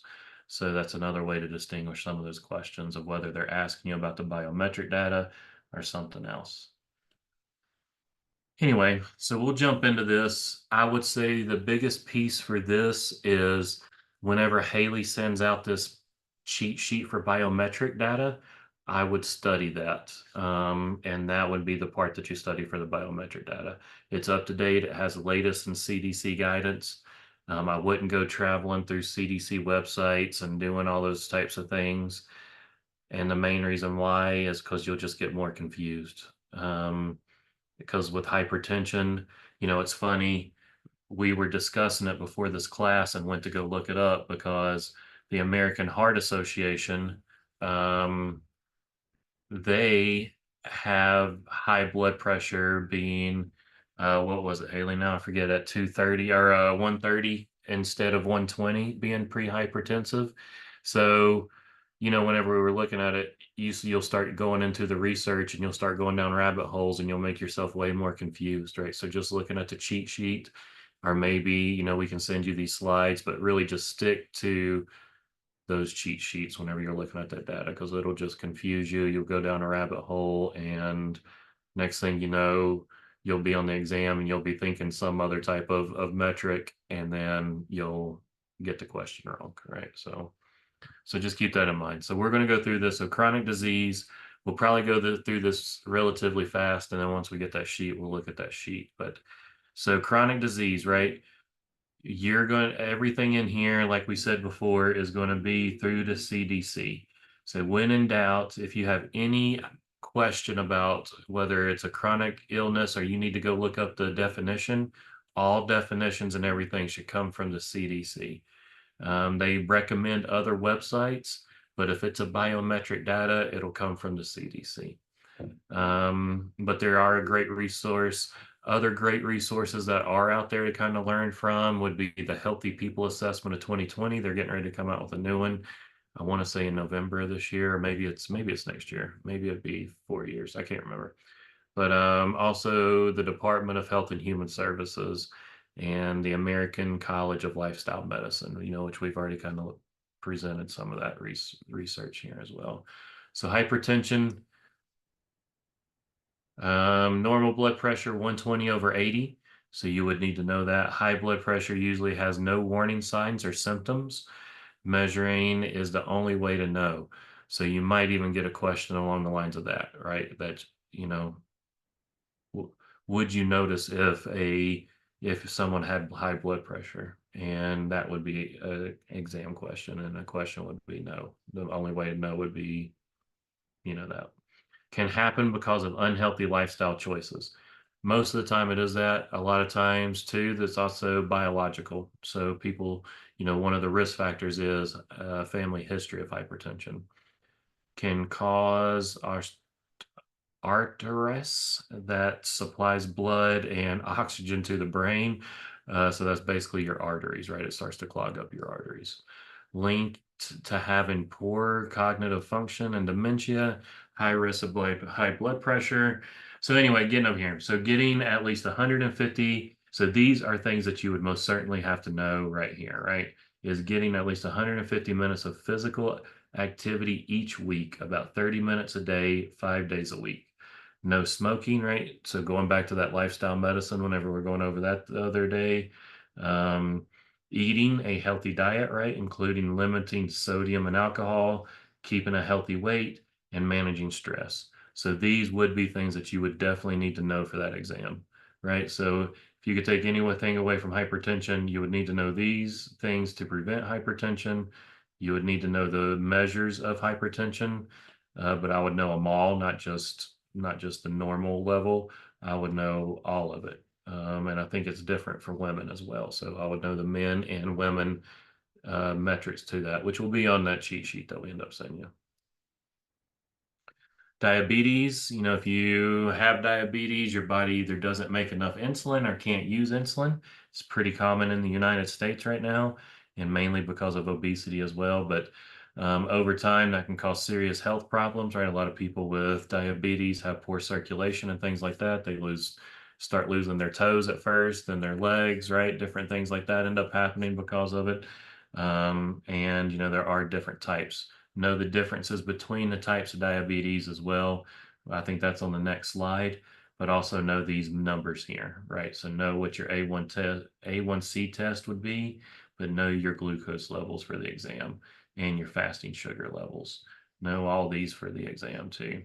And then know the definitions between type 1 and type 2 diabetes, right? Type 1 is thought to be caused by an immune reaction, right? So family history, age. Type 2 diabetes is more of the lifestyle choice, right? So seems like whenever you look at a question, they might say something along the lines of what type of diabetes would it be if someone, you know, had a family history of diabetes and is an adolescent, you know, so questions like that could pop up on the exam. Let's see, let's keep going here. Diabetes, here goes some other risk factors or symptoms, is loss of weight without trying, very thirsty all the time, urinating a lot, blurry vision, numb and tingling feet. Another reason for that, losing limbs and things. Have sores that heal slowly, right? So you'll start to see your body starting to decline with diabetes. And then on your way to preventing type 2 diabetes, right? It's a starting point, right? Assess where you stand with eating, right? You're going to have to definitely start making some lifestyle choices around food and also developing that plan and creating those habits. And then moving, right? Whatever your fitness goals are, you're going to have to keep track of that and then track your progress over time and then prepare for the long run, right? This is going to be a marathon for trying to manage your diabetes. So, helping people come up with plans. But I think this is a great way of kind of starting as a health coach of working with people, right? Would be you create that starting point, right? You got your first stop, you help them with their plans, and then you keep moving forward, track your progress, and prepare for the worst, right? Or prepare for the long haul. Obesity. We know obesity is a very huge problem in America, and seems to be very much only an American problem, right? And it tends to behave or be more of a complex problem between behavior and genetics, but also I would say social media and other things in society also play a major role in us in obesity too, right? The super size me mindset of McDonald's, right? Obesity, is a serious problem. Once you are obese, right, you can't do certain things. I always think of the people who have to bring their own seatbelt extenders and things like that places, right? Like that definitely is going to impact your mental health. That's going to impact your social, you wanting to go out in public is going to, just little things like that that other people don't have to take for granted. Um, like being able just to buckle up in a car, right? Obesity is associated with the leading causes of death in the United States, right? It is a indicator for each one of the top things that you would die from in the United States and is 100% preventable. Increased risk of, death, hypertension. Basically, if you have obesity, you're at risk for a whole lot of different things. This is definitely what I would know about obesity right here, would be the BMI metrics. So whenever you are studying, I would know this, and I would know the differences between this is actually this, I don't know why it doesn't say this. So this is BMI and this is waist circumference. So as many people know, BMI is kind of becoming a old version of measuring obesity. They're not using that as much. And what I'll use this as an example. Whenever I was in the Marine Corps, I had a good buddy of mine. He used to be a truck driver and he lost all kinds of weight, right? But yet he was considered a fat body in the Marine Corps. And that's literally what they called him, was a fat body. And he was in better shape than anybody because he lost so much weight. He had all the excess skin, and the Marine Corps and TRICARE and everything would not pay for him to remove the excess skin. So every time that it came to us doing our physical fitness stuff, he would always be considered a fat body, but his run time and his PT scores were better than everybody else's, and it was just that excess skin. So his BMI looked terrible based on those metrics, but his waist circumference was good, right? So, that's why they're starting to move to different measures in obesity.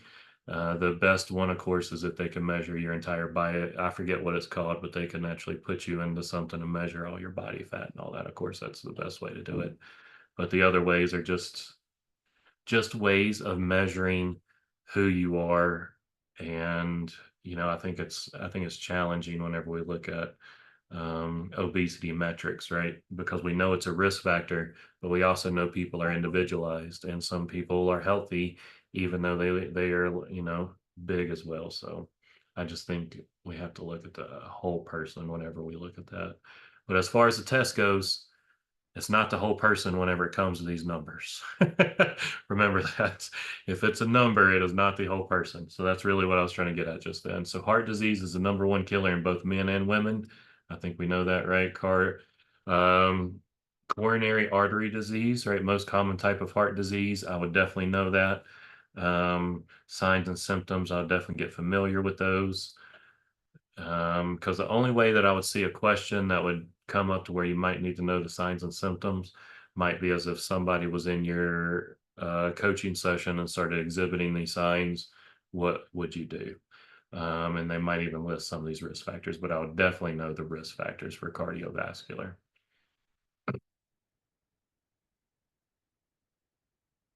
Stroke signs. I would definitely know stroke signs, but the other thing that I would know, and I think it's on the next slide, or maybe it's the next one, is I would know this acronym right here. This is a pretty common acronym, but I would definitely know it and know how to use it. So this is FACE, and this is what happens whenever you're asking, or someone is potentially having a stroke. So I probably should go back a slide.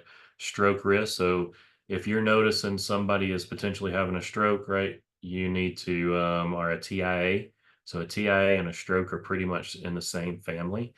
A TIA is a little bit less serious, but a stroke is. High blood pressure, high cholesterol, right? So some of these risk signs, if you start to see some of these risk signs and then you see somebody doing that, this is the acronym to be able to approach them, is you ask the person to smile. So if a person having a stroke can't smile or it's crooked and things like that, that's a risk factor, right? And typically it would be crooked, right? Because one side of their face would end up working, right? And it's typically, I want to say, the right side of the face. Arms, ask the person to raise both arms, and the same concept with whatever side of the smile is not working, then their arm won't raise or they'll have difficulty doing it. Speech, right? If their speech is kind of slurred or strange, and then time, right? Now it's time to call 911. I would most certainly remember this acronym, and I can most certainly see that being on the exam. Metabolic syndrome will be on the exam. A group of risk factors that raises the risk for heart disease, diabetes, and stroke. This is kind of like one of those diseases that are out there that is like fibromyalgia, right? As there's more about, you have to have so many risk factors to be diagnosed with it. There's not a lot of hard science that is out there that says, hey, this is, cardiovascular disease, right? And things like that. So it gets misdiagnosed a lot. So I think that's why we focus a lot on it in this course. But it's really having multiple risk factors, and it's really making a new lifestyle commitment once you get it. But it's really, you'll notice that there's a lot of risk factors that are associated with different things, right? So obesity is definitely one, right? Overweight and obesity, and lack of physical activity. Most of the metabolic risk factors have no signs or symptoms, although a large waistline is a visible sign. So, and I know some people know what I mean, is whenever you see people and they have like a normal shoulder set, but then they got this big belly that pokes out, right? That just kind of looks abnormal on their waistline. Does that make sense? I don't know if anybody's ever seen people like that. It almost looks like they have a bloated liver. Another thing that I kind of think of whenever I think of that is almost like, alcoholics who's been doing it for a very long time and they got that kind of bloated belly, the alcoholic belly, that liver belly. That's what I think of whenever I think of that. So whenever you're thinking about the large waistline, that's really what it is. It's something that's kind of abnormal. High blood pressure, definitely no signs, right? So another symptom of that. Treatment goals, heart healthy lifestyle. So again, going back to like lifestyle medicine, no smoking, watch your sodium, healthy diet, 150 minutes of exercise, right? And then reduce your risk of heart disease. Prevent the onset of type 2 diabetes, which is, some of the #1 killers here in the US. Arthritis, right? I would know a little bit about arthritis whenever you go into this. And I wouldn't necessarily know about the numbers and all these types of things. This just lets you know there is a high percentage of women who get it, higher percentage of women who get it. Maybe know those types of things out of this basic information. Just get familiar with it, right? And then the other thing would be get familiar with these. So know the differences between osteoarthritis and rheumatoid arthritis. So OA and RA is what you'll hear these two kind of called. The risk factors. And again, another thing about fibromyalgia, right, is is, again, there's not a lot of science that says people have fibromyalgia or not. It's either a bunch of risk factors. There's a lot of different points that you have to have as pain points, and there's a bunch of different indicators. But metabolic syndrome is kind of the same way. So here we go. So risk factors for it, is history of joint injuries, increased age, gender, obesity. This is more of your common arthritis. So if it's more looks like a common arthritis thing, then it would more fall in the OA. RA is a little bit more rare. But the treatment, increased physical activity, physical therapy, weight loss, medications, supportive devices, and surgery. RA signs and symptoms, right? Pains and aches in more than one joint, stiffness, tenderness, and swelling. This one, like I said, is a little bit more unique. You'll probably have cold-like symptoms with it as well. A lot of weight loss. It's a little bit more intense than the other side. Risk factors, age, sex. Like we said, women get this more than men do. Genetics and inherited traits. Smoking is a risk factor. I don't know what history of live births are, but early life exposures to trauma and different things like that. We know that adverse childhood experiences can lead to symptoms in the body, and RA is no different. So if you have early childhood adverse experiences, you have an increased risk of having RA.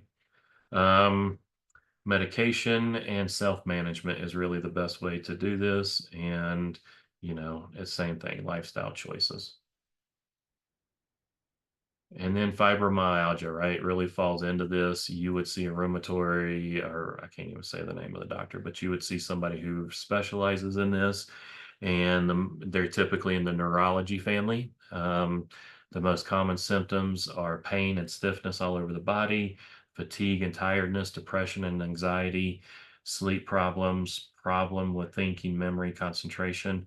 I would say don't go too much into the fibromyalgia, right? Because you could definitely go down rabbit holes. Same thing with the metabolic syndrome. I would look at the CDC's website and stick to that of learning those types of things as well. Learn the cheat sheet, know these types of things. I don't think you need to remember the 9 out of the 12 points to get diagnosed and all that type of stuff. I would just stick to very generic information about all those definitions. But if there's any numbers, I would definitely learn the numbers. Risk factors for arthritis, lupus, RA, right? That lupus is definitely something that seems like it's on the rise as well with this new generation or our newer generations. Traumatic events, family history, obesity, right? We'll see obesity pretty much always be a risk factor for any of these types of things, right? And then complications, right? You'll be hospitalized more, right? You'll have IV antibiotics to all kinds of things that can happen. Quality of life, right? Depression, if you can't move, you can't do things, you're going to be depressed. And then, of course, that increases your risk to suicide and self-harm. Lipids. With lipids, I would know a little bit about the medication, but not much. I would know more about exercise, education, sleep, and different things like that.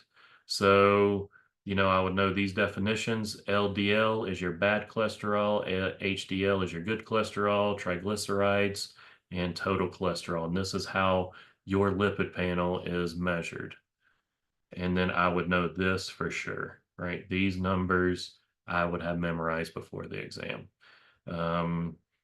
These don't change. And, some, again, you go down a rabbit hole. And then this is the biggest thing I always see people say, and this is really in the holistic profession in general, is you'll see people say, oh, well, if you looked, 100 years ago, the total cholesterol used to be like 500. And I used to say, yeah, a lot of people died of freaking heart disease, right?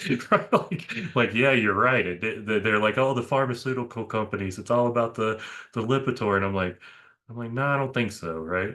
I think a lot of people had to die to figure out what this number needed to be. So anyway, I always find that funny is, I don't think so. I think it's a little bit more than that. Okay, so that's really the end of this presentation. Haley, were you able to find that and send it out by chance? No, I've looked. I've looked all over the place. But I did reach out to Todd. I know Todd has one, so we will get that out to you. So now what I'll do is open it up. That's really the presentation. Sometimes this biometric data can be a whole lot more, but I don't find it advantageous for me to sit here and spit numbers at you all night long. I think it's easier for you all to do some self-exploration in this. But what I'll do is I'll open it up. What questions do y'all have about the exam? Anything that we can help with? Eliminate any fears, anything like that whenever it comes to this exam and credentialing too. Where on the website can you find like the percentages of the exam? You know, like because you just had like the biometrics are like 23% roughly or 17. Yeah. Man, that is on, I know it's inside the exam, there's a PDF in there.